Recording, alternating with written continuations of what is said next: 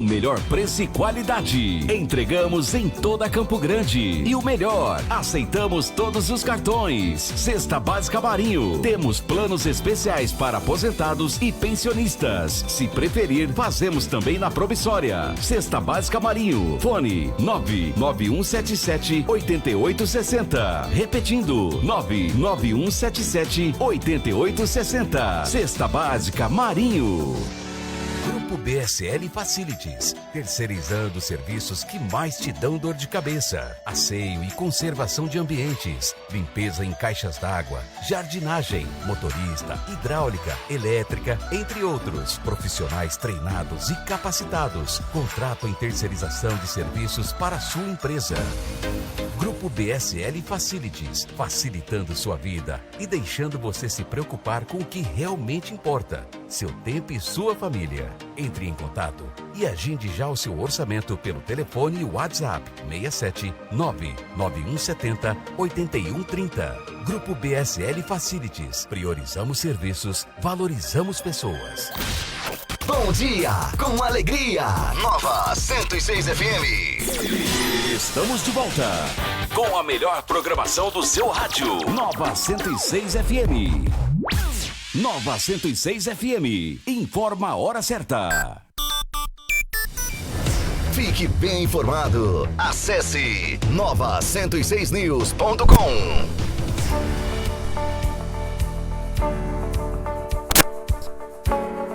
Na Cidade Morena, bom dia Campo Grande, bom dia Mato Grosso do Sul, bom dia Brasil, boa tarde Londres, boa noite Tóquio. Vocês estão sintonizados na ZYT 607, canal 262, frequência 106,3.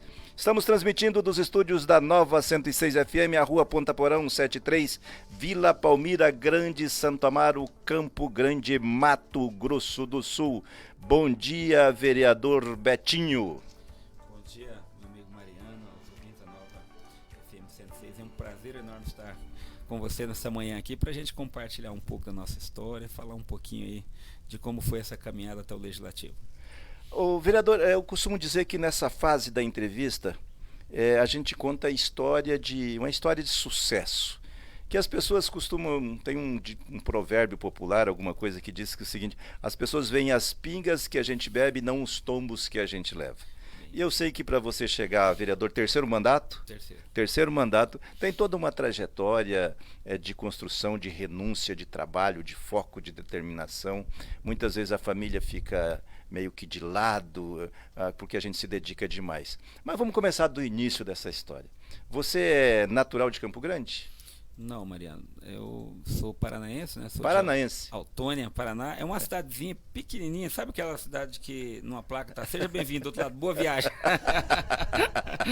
Ela é bem pequenininha, mas assim, já me considero sul-mato-grossense e campograndense, a cidade que me acolheu, né? Eu cheguei aqui com 5 anos de idade e já entrando na história, pra vocês terem uma ideia, onde é o shopping Bosque dos Ipês hoje, Mariano, é parte da fazenda que eu morava, que é a Fazenda Botas. Né? Se você for olhar, o último bairro da região norte chama-se Jardim Colúmbia. Sim. Ele está à esquerda, para quem está indo no sentido de Araguari. À direita você vai ver que tem um polo industrial hoje.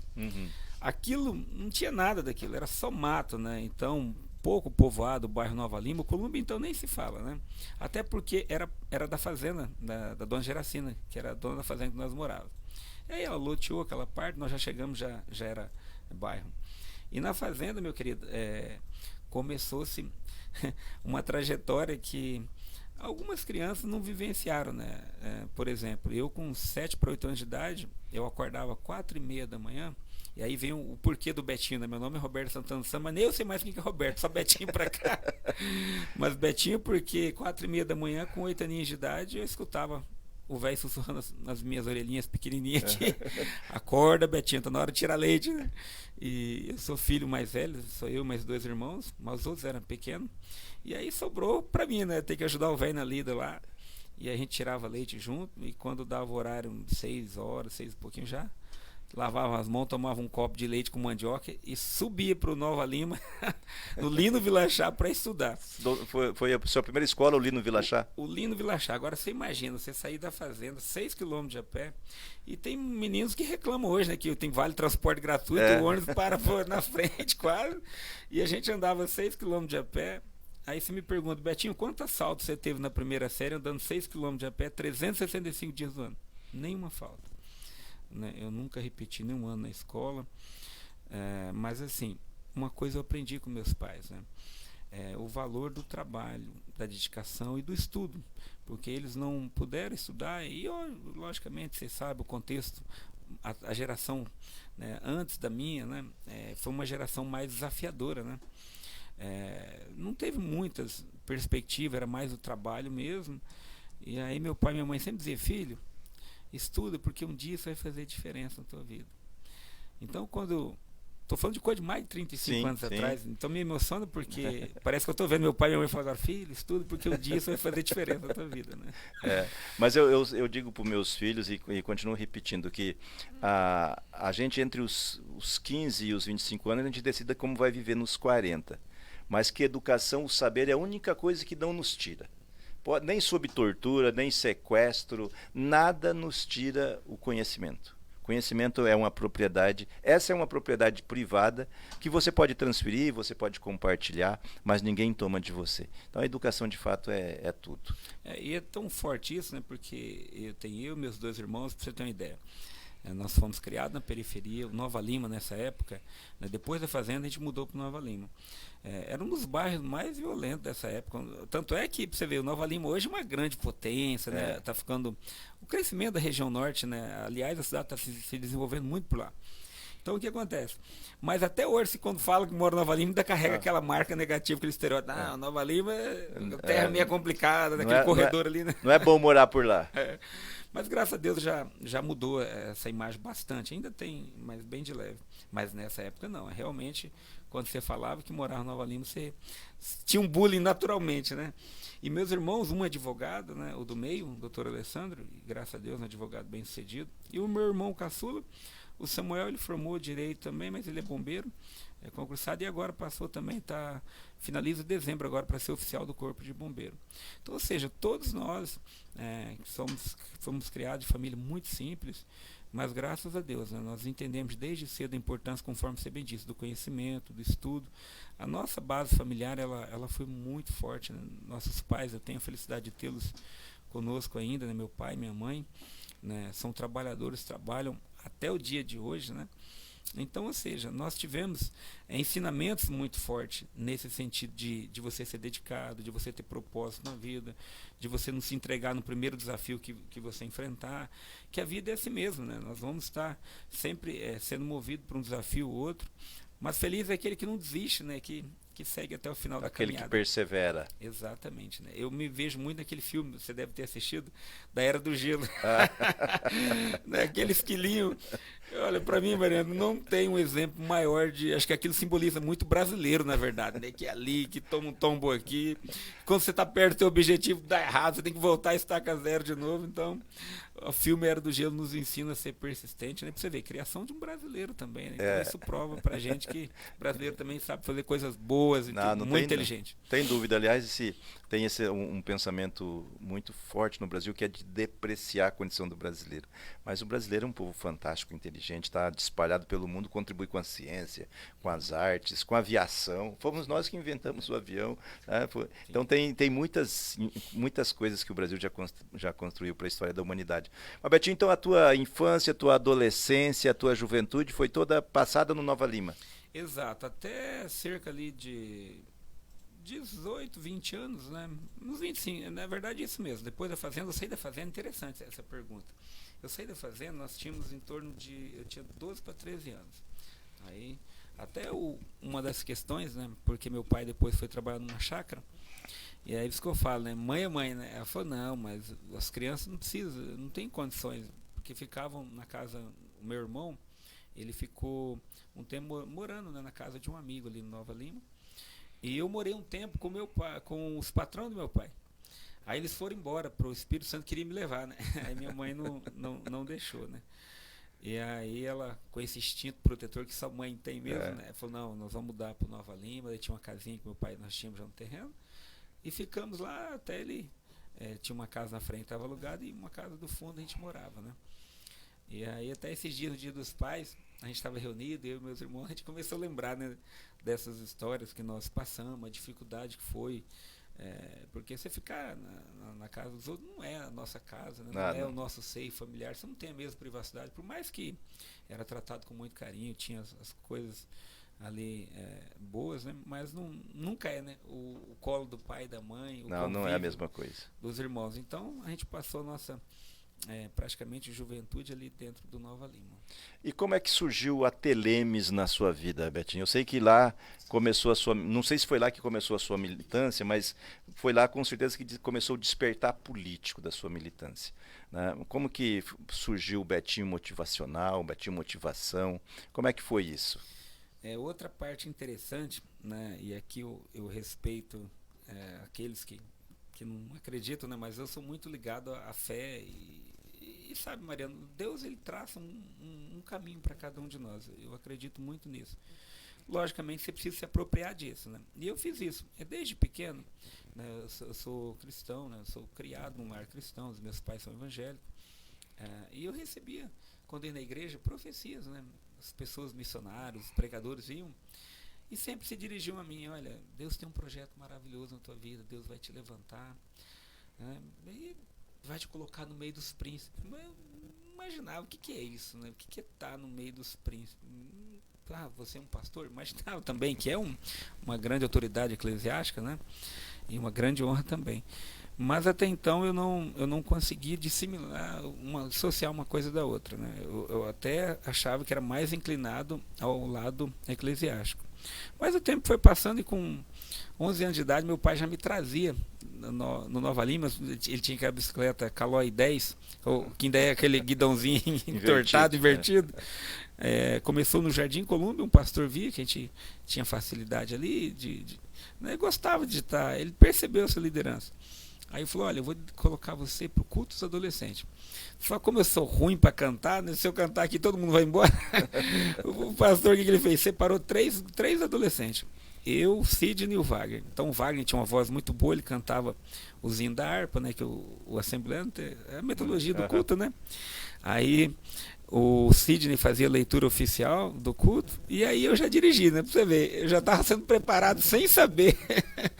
Eu já ficava à frente do culto ali, passava oportunidade para os outros adolescentes falar e tal. E a liturgia do culto eu que dirigia. Isso com 11 anos de idade. E foi indo. Daqui a pouco, quando eu assustei, eu já era líder de jovem ali do Nova Lima. Dava aula aos domingos, né, para os nossos jovens de estudo bíblico. Então foi passando, foi líder de jovem, depois líder de setor, organizava retiro, gincana, futebol, né, que a gente tem essa ligação com o pessoal. E meu primeiro emprego depois da fazenda, aí foi interessante, eu passei, antes de chegar no setor de telecomunicações, é importante fazer esse resgate histórico aqui, eu fui mirim.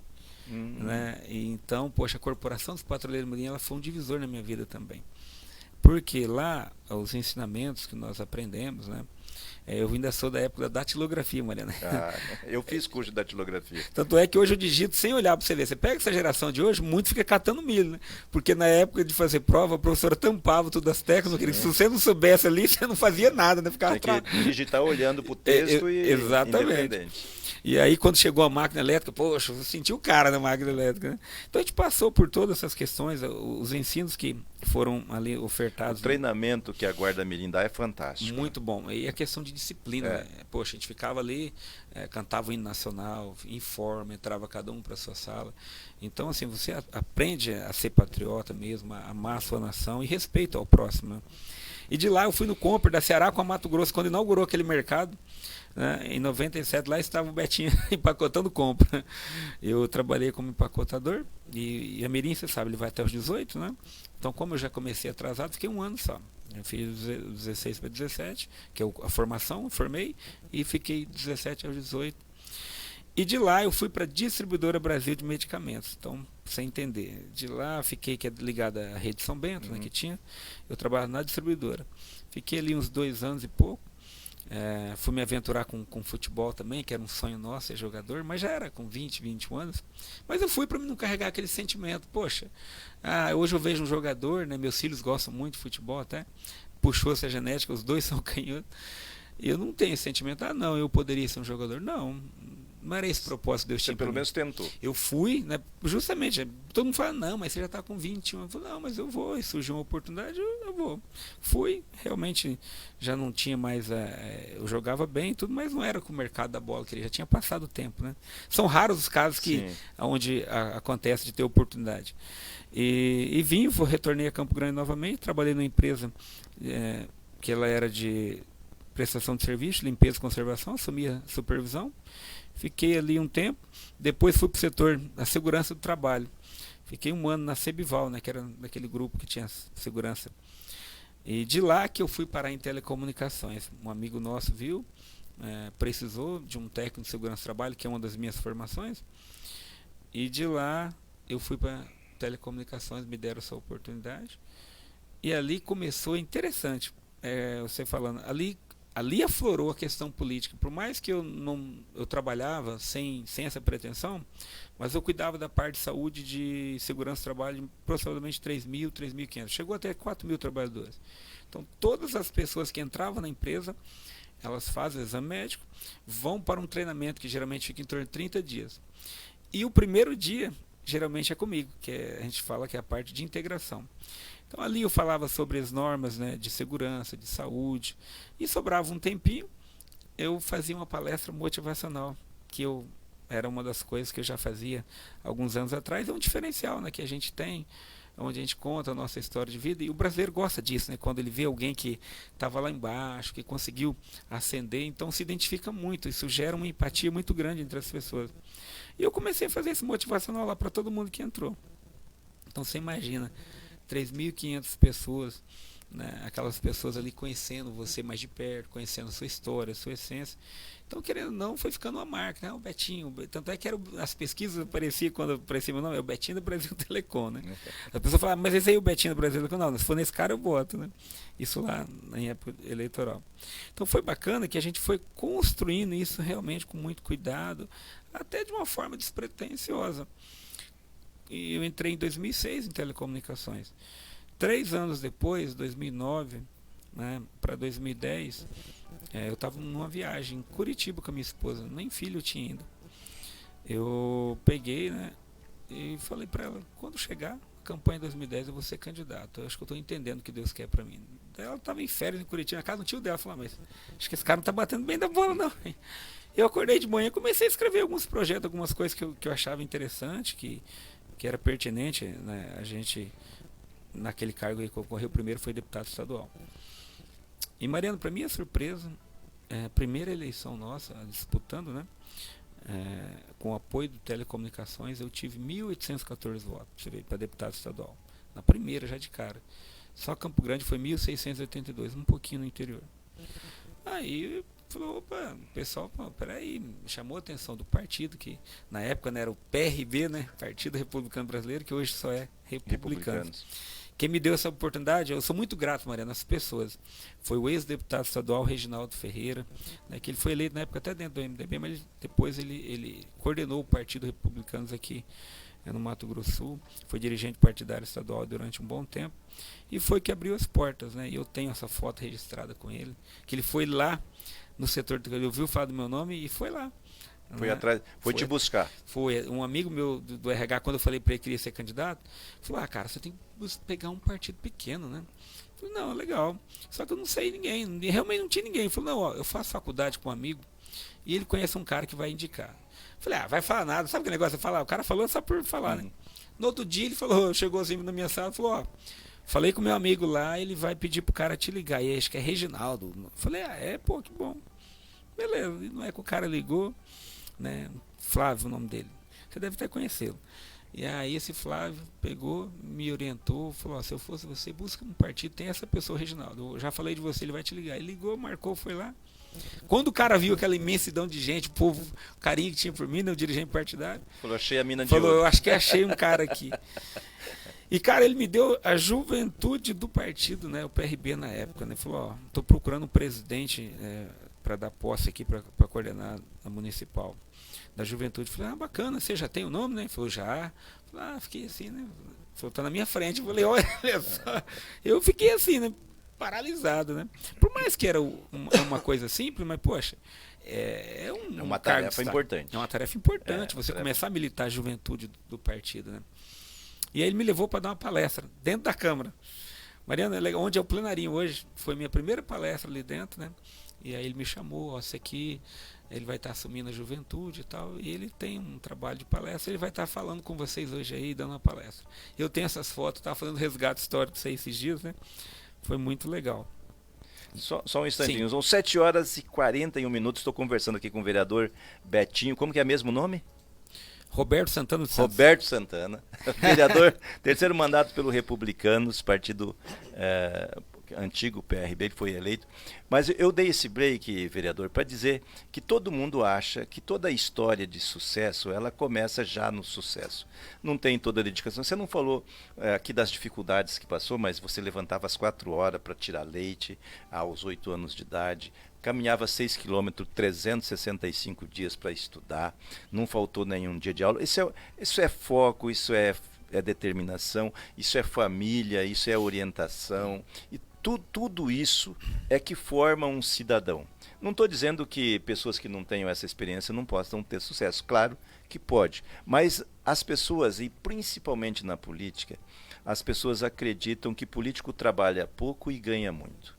Então eu faço questão de registrar essa história, as dificuldades, tudo que foi passado, o que foi plantado e agora o que está sendo colhido nesse momento, e que não é também um mar de rosas. A gente sabe que os mandatos têm dificuldades, sabe da abnegação, da dedicação, do sacrifício da família. Então eu gosto de registrar esses instantes. São 7 horas e 48 minutos, alguma coisa aí, Mariana?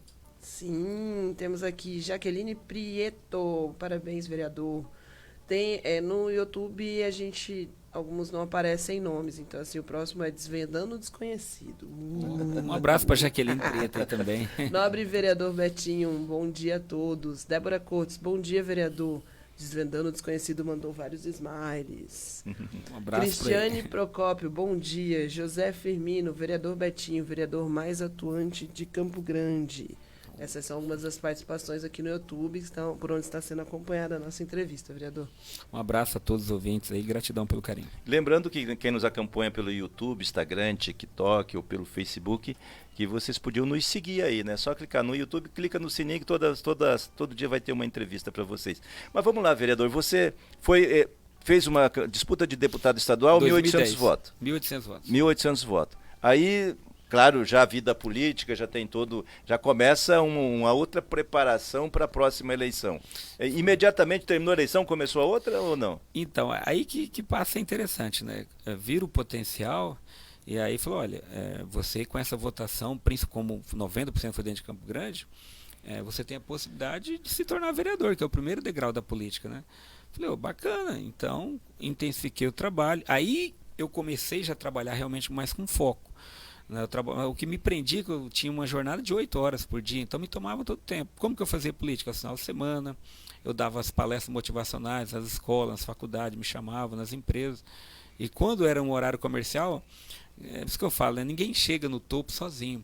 Eu tinha uma chefe que era muito compreensiva, então às vezes eu precisava sair, depois eu pagava. Era uma apoiadora. Era uma apoiadora. Magali Meirelles, um amor de pessoa. Eu pagava essas horas depois, né? Às vezes tinha detetização meia-noite, 1h da manhã lá, estava eu também. Então eu sempre fui muito dedicado. Tudo que precisava a gente somava e retribuía. E aí, bom, a expectativa, e você sabe ser um grande expert aí dos números políticos, a tendência era eu cair a votação para vereador, porque é muito mais concorrido, né?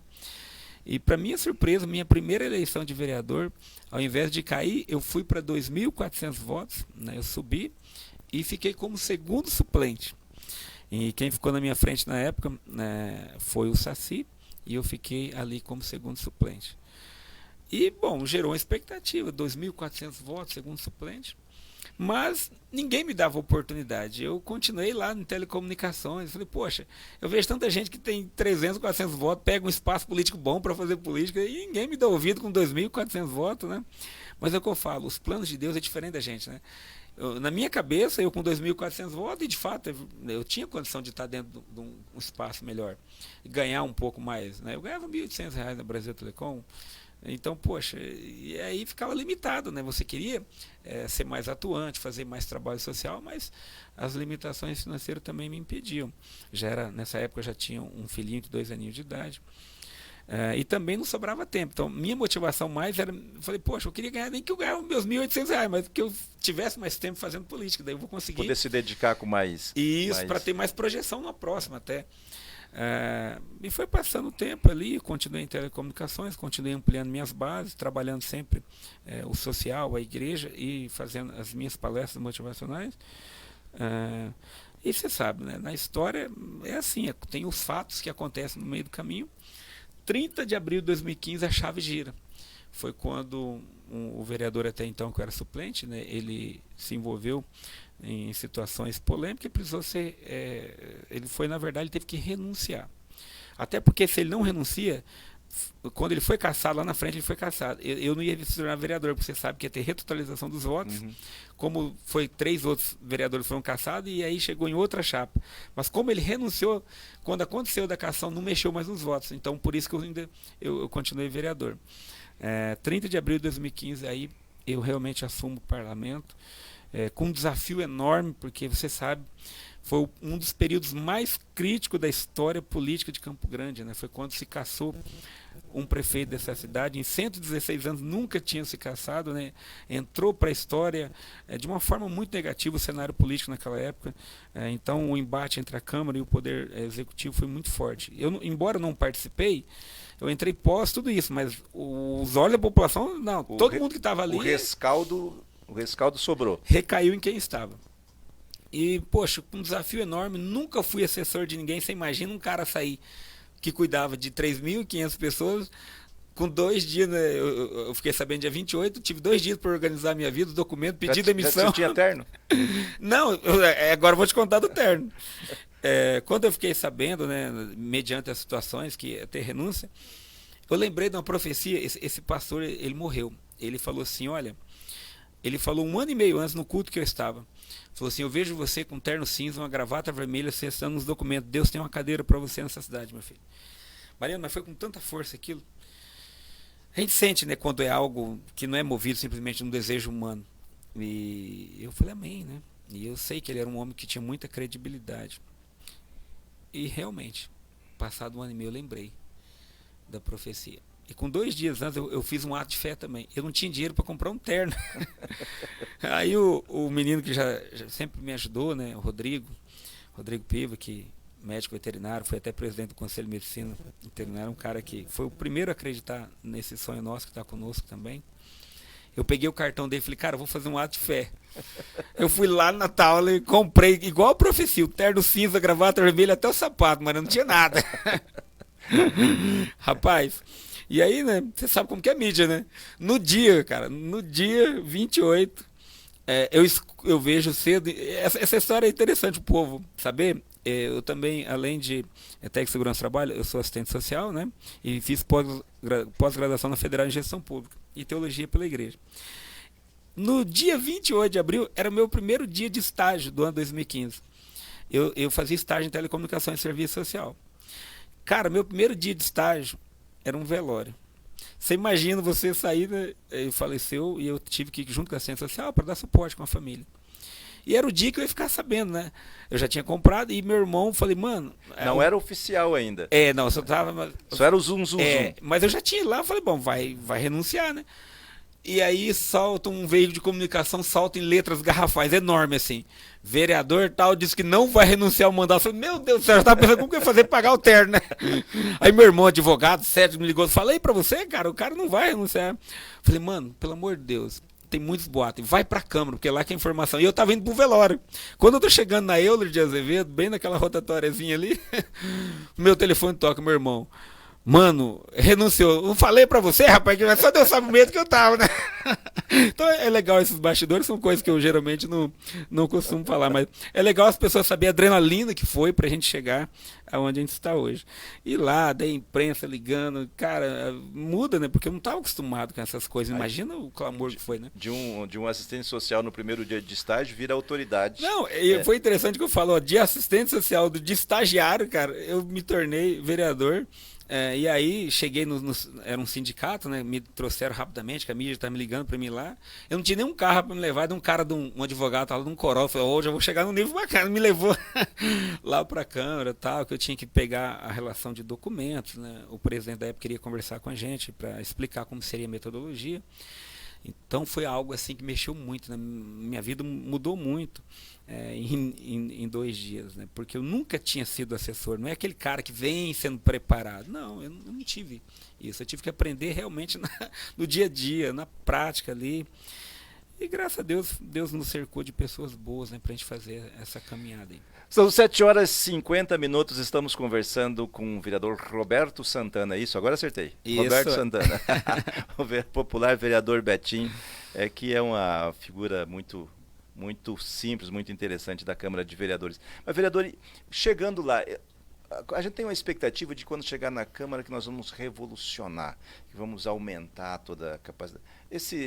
Isso é a realidade ou a realidade de um mandato tem que baixar as expectativas, as articulações? Que a convivência hoje com 29 pessoas, tem uma mulher, 28 homens, e que todos têm interesses políticos, há uma disputa entre os pares, mas também há muita convivência. Como é que é entre a realidade, o sonho, a utopia e a realidade do mandato? Eu sofro um pouco, Mariano, porque eu vim da iniciativa privada. Então, assim, onde geralmente você tem metas, né, e prazos a serem cumpridos. Então, o que me incomoda um pouco dentro da vida pública é isso, porque é uma dinâmica diferente, né? Na vida privada, você tem... Na vida privada você toma uma decisão e as coisas acontecem. Pronto. Na política você toma uma decisão e tem que convencer as pessoas de que as coisas têm que acontecer. Agora você chegou onde eu queria, porque é um colegiado. Então... De repente, o que você está se julgando super importante, no olhar do outro não tem tanta relevância, tanta pressa assim, né? Então, a gente tem que conviver, e é natural do parlamento com contraditório, é bom, a gente cresce, desenvolve, né? São ali partes da sociedade que estão sendo representadas nos seus mais diversos segmentos. Então, é mais burocrático, né? Você entra muitas vezes com um projeto de lei, e ali você tem todo o trâmite dentro da casa, as comissões, a apreciação até ele chegar dentro de um plenário, e aí sim, né, o plenário vai julgar ali os 29 se aquela matéria realmente ela é relevante para a sociedade, e sendo relevante vai ser aprovado. Mas graças a Deus pelo meu estilo, né, de fazer política, do diálogo, eu nunca fui do confronto. Eu acho que a gente está vivendo um momento hoje de muita polarização, né? Eu sou centro. Né? Então, sempre fui do diálogo. Você é da paz. Da paz. E eu acho que essa aí tem me ajudado muito, porque eu consigo transitar com o cara da esquerda, com a direita, com o centro. A gente dialoga, essa matéria minha equipe tem interesse, às vezes, tramitar em regime de urgência. E a gente consegue, graças a Deus, com a naturalidade boa. Né? Agora, logicamente, não é porque às vezes aquela lei ela foi aprovada que a gente vai conseguir de imediato o sucesso dela. E você tem a relação com o executivo, né, que vai ter que implementar, que vai ter que, em alguns casos envolve recurso, né? Então essas questões aí que me incomodam um pouco, mas eu entendo que é da dinâmica do poder público, da natureza, da forma de se fazer política mesmo. Então eu sou que nem a água, né? Você bateu num canto, não deu, opa, você vai aqui, mas eu vou chegar no meu objetivo. Teve situações que a gente conseguiu depois de 4, 5 anos. Teve matéria que eu apresentei no ano, foi rejeitada, no outro ano seguinte foi aprovada. Então acho que vai muito da motivação do parlamentar também, não desistir, chegar nos pares, provar para eles, né, que aquela matéria que você está defendendo e sensibilizar. E eu tenho tido sucesso em várias delas, que daqui a pouco eu vou compartilhar algumas delas com vocês. São 7h54, vou te fazer uma pergunta. A gente precisa fazer um break às 8 horas. Eu sei que você assumiu a presidência do partido, tem uma outra missão, a gente pode discutir a parte partidária mais à frente, se você puder ficar mais uns 15 minutos depois das 8, certo? Tranquilo? Então vamos lá. Dos principais projetos que você sonhava antes de ser vereador, quais aqueles que foram implementados? Mariano, olha só, eu tenho um, né, que assim, parece simples, que esse, eu gosto de falar, vou começar a falar de um que deu certo, né, e faz uma diferença grande. É bacana que às vezes o que eu vou falar, talvez algumas pessoas até julgam que não tem tanta relevância.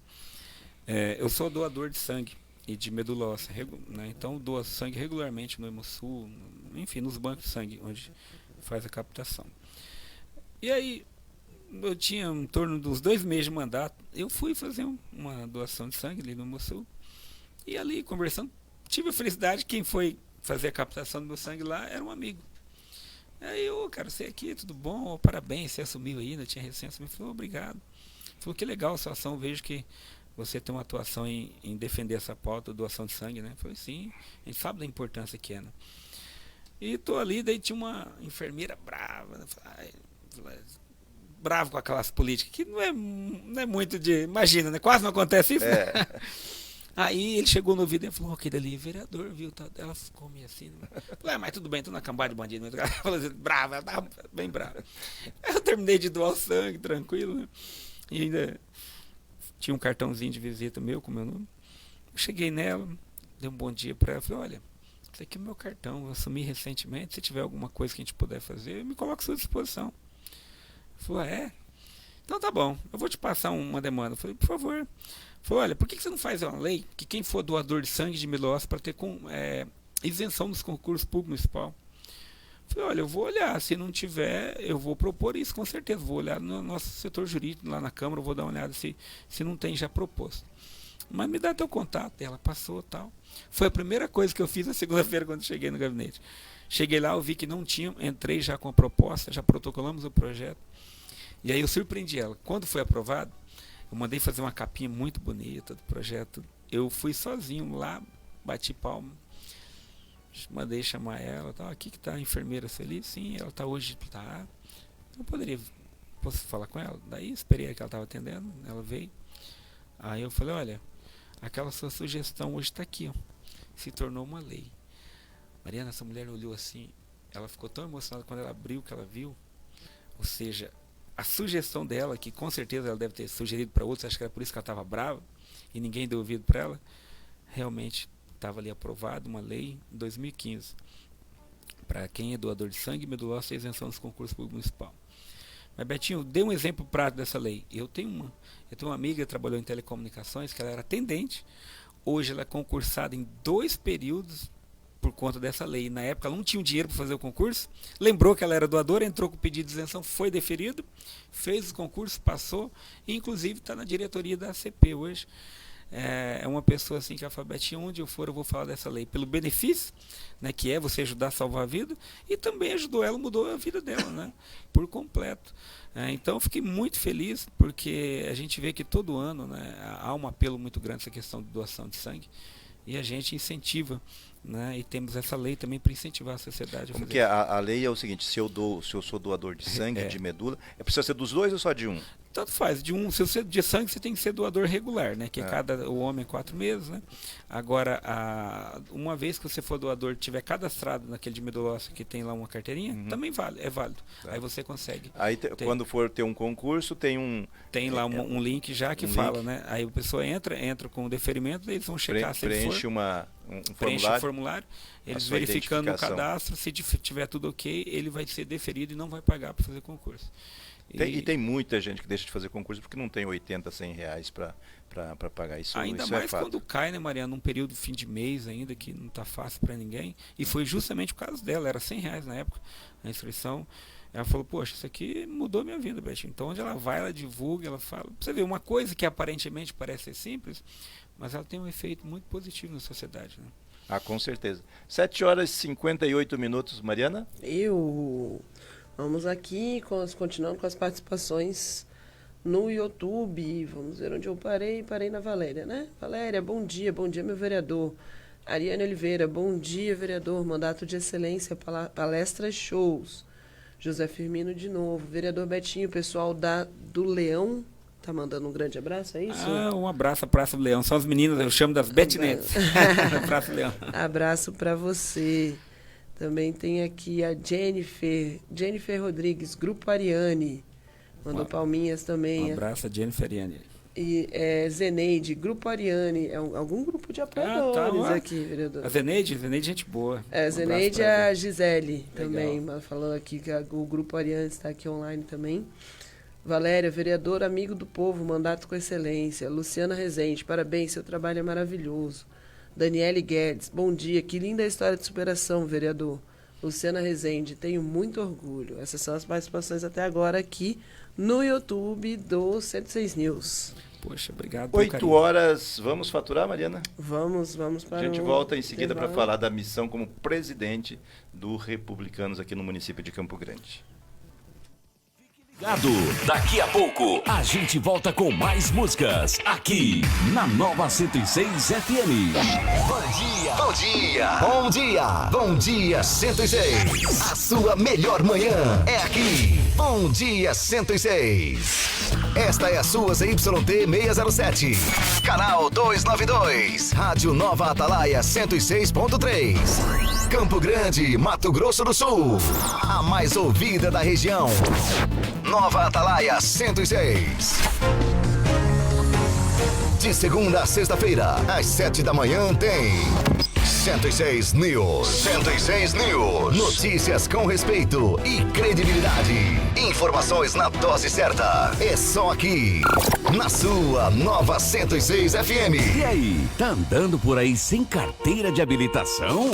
Não corra risco. Venha para a Autoescola Piloto. Primeira habilitação categoria AB. Adição de categoria, renovação de CNH, centro teórico próprio e muito mais. Centro de Formação de Condutores Piloto. Avenida Conde de Boa Vista, 854 no bairro Tijuca. Fone 3324-3348. WhatsApp 99276-5281. Autoescola Piloto. Aí é só andar tranquilo. Meu amigo, minha amiga, você não vai mais se preocupar com o seu consumo de energia. A Langer Energia Solar está pronta para solucionar de vez a sua economia, residencial, empresarial ou rural. Temos linha de crédito para financiamento. Parcelamos em até 12 vezes sem juros. Fale conosco e agende seu horário com o Francial no telefone 996-35-1343. Venha para a Langer Energia Solar. Bom dia, com alegria. Nova 106 FM. Estamos de volta com a melhor programação do seu rádio. Nova 106 FM.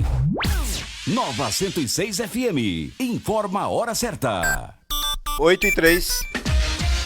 Campo Grande, o estado, o Brasil e o mundo. Ligados no 106 News. A notícia na dose certa. 8 horas 2 minutos na Cidade Morena. Estamos batendo um papo aqui com Roberto Santana. Vocês conhecem? Mas conhecem o Betinho, o vereador Betinho. Estamos batendo um papo aqui da sua história, sua trajetória, seus mandatos. Vereador, vou abrir agora, deixando você livre para você dizer um fato importante. Depois a gente volta para o partido aí. O que você tem para dizer que a gente não conversou no primeiro bloco? Mariano, olha só, e todos os ouvintes, gratidão pelo carinho, pela audiência e pelo espaço aqui de poder compartilhar essa história de vida com vocês. Eu quero agora falar um pouco do trabalho legislativo.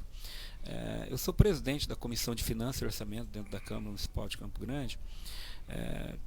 Em tese, é a segunda comissão mais importante, depois da CCJ, né, que passa ali, tramita os projetos, né, que é a área mais jurídica.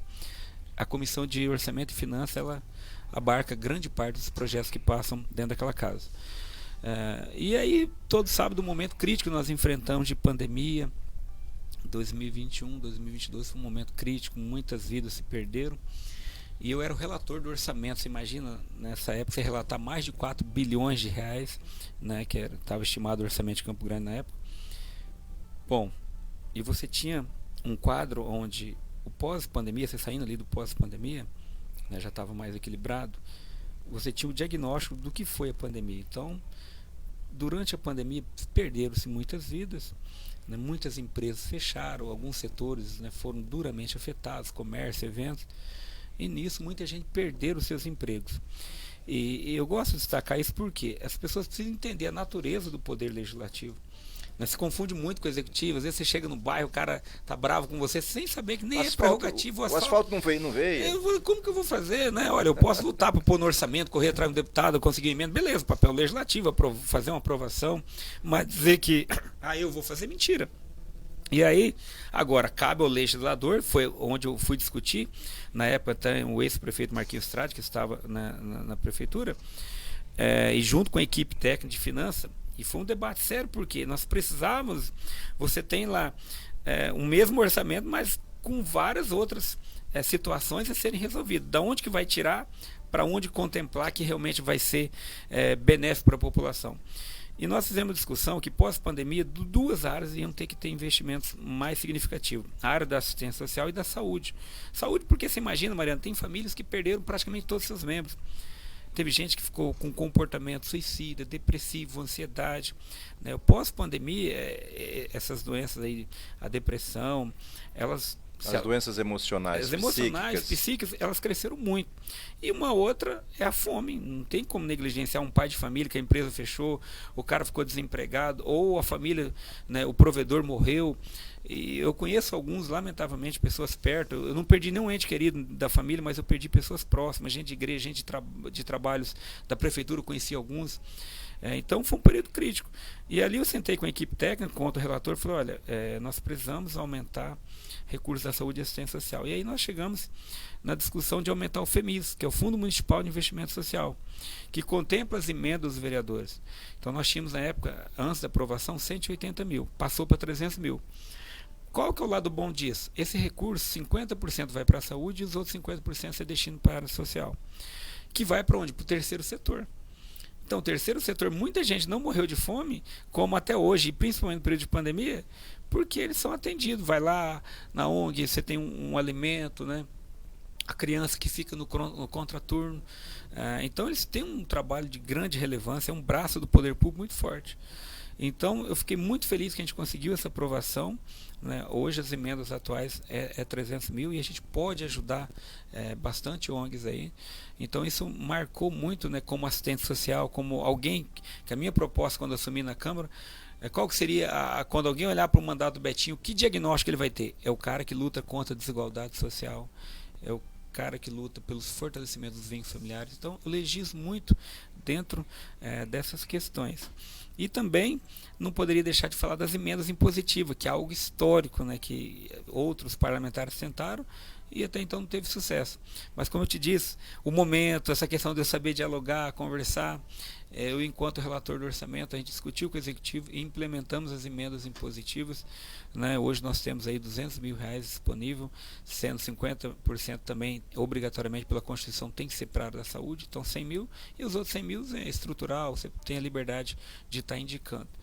Então essas duas conquistas nos deram realmente uma visibilidade muito boa como legislador, que as pessoas estão vendo que a gente está buscando o coletivo, né? Atender de fato mesmo aqueles que estão lá na ponta, que precisam desse tipo de política assistência do Estado. Exatamente.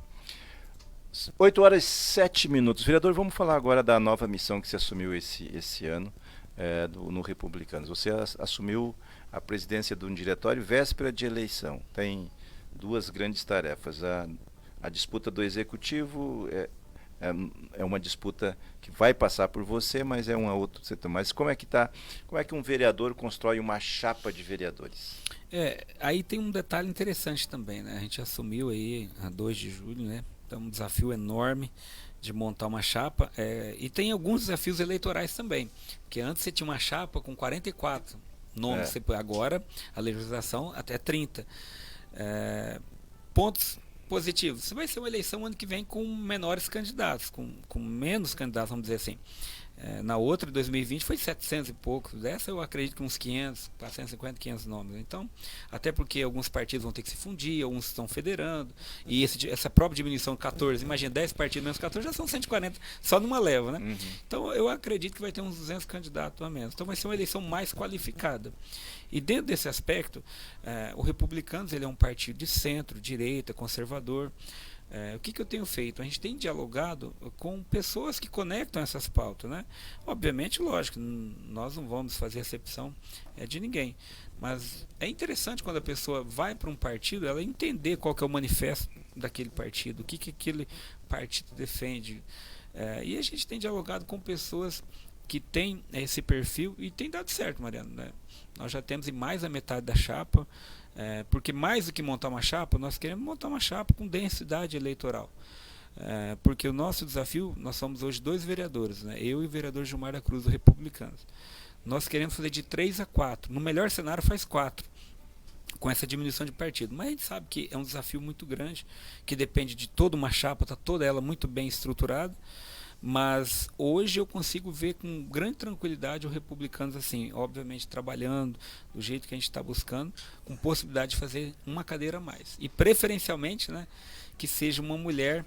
A nossa senadora Damares Alves esteve aqui recentemente, alguns meses, né, acompanhando algumas ações políticas nossas, e ela nos incumbiu dessa tarefa, que nós venhamos, né? O Republicanos ele já faz isso, mas que nós devemos dar uma ênfase maior para a candidatura das mulheres, e nós estamos montando um time aí também, já tem várias mulheres de candidaturas interessantes, para que a gente possa estar o ano que vem aí fazendo essa disputa.